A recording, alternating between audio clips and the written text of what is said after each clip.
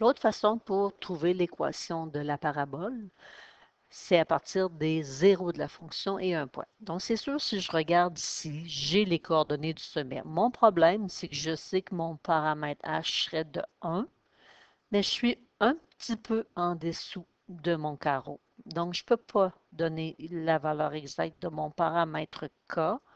Donc, je vais essayer de trouver ma règle en utilisant les zéros de la fonction. Donc, les zéros de la fonction sont les points de rencontre de la parabole avec l'axe des x. Fait que j'en ai deux. Et en plus, j'ai les coordonnées exactes. Fait que je sais qu'à la position moins 1, j'ai le zéro de ma fonction.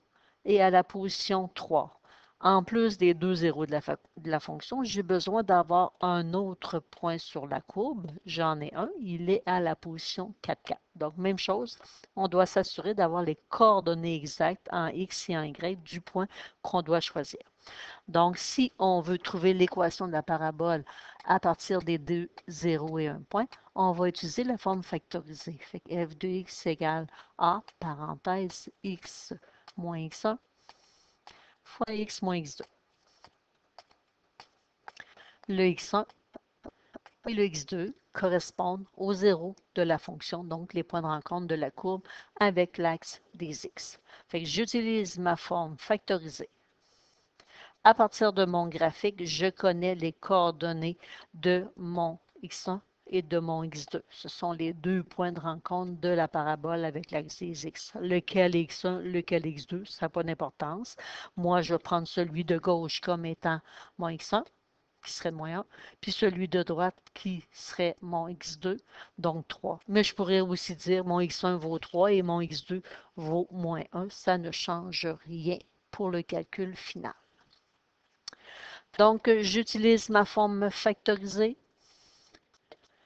et je vais aller remplacer à l'intérieur de f de x égale a, parenthèse x moins x1, fois x moins x2. Je vais aller remplacer mon paramètre x1 par moins 1, mon x2 par 3. Donc, je vais avoir f de x égale a,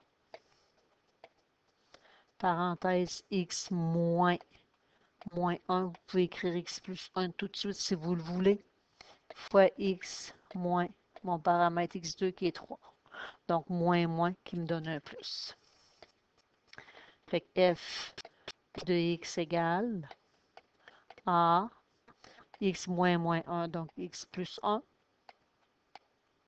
fois x moins 3. Donc, nous avons presque terminé. Ce qui reste à faire, c'est de trouver la valeur du paramètre a. C'est pour ça qu'on a besoin d'un point sur la courbe. Donc, je prends le point 4, 4. Je vais remplacer mon x par 4 puis mon y par 4. Je vous rappelle que y puis f de x, c'est la même chose.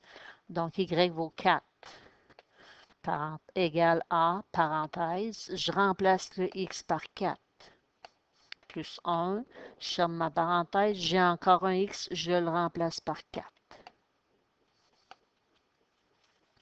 Donc, ce qui reste à faire, isoler le paramètre a. Pour isoler le paramètre a, je vais aller faire le calcul.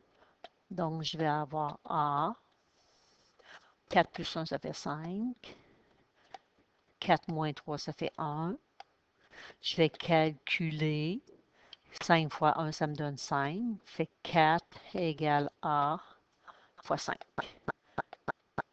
Donc, pour isoler le paramètre a, il faut enlever le 5 qui multiplie le a. Fait qu'on va diviser par 5 de chaque côté. Fait que mon paramètre a vaut 4 cinquièmes. Vous pouvez le laisser en fraction. Mais 4 divisé par 5, ça donne 0,8. Donc, il y a juste une décimale. Fait que si vous préférez travailler en décimale, ben, vous pouvez l'écrire. Fait que la réponse, ben, c'est quoi l'équation de la parabole?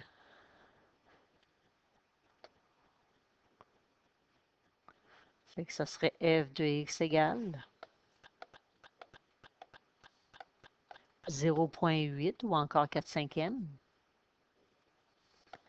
X moins 1, donc x plus 1, fois x moins 3. Et ça serait terminé.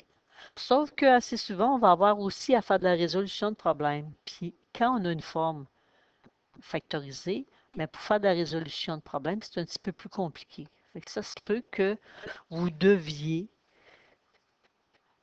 transformer votre forme factorisée en forme générale. Fait que pour le faire, c'est pas compliqué, c'est de l'algèbre. Fait que f de x égale 0,8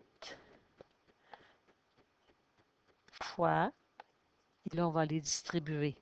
X fois x qui donne x2, x fois moins 3, moins 3x, une fois x, ça fait x, une fois moins 3, moins 3. On regroupe nos termes semblables, fait que j'ai mon moins 3x plus x qui va me donner un moins 2x. Fait que f de x égale 0,8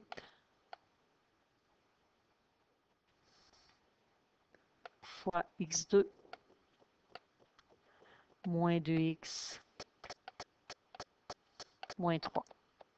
Et ce qu'il nous reste à faire, parce qu'on a presque la forme générale, le 0,8, on va les distribuer à chacun des termes de notre polynôme. Fait que f de x égale 0,8 fois x2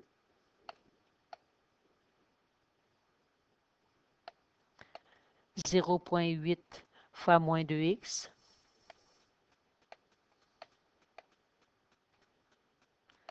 puis 0,8 fois moins 3 qui donne moins 2,4.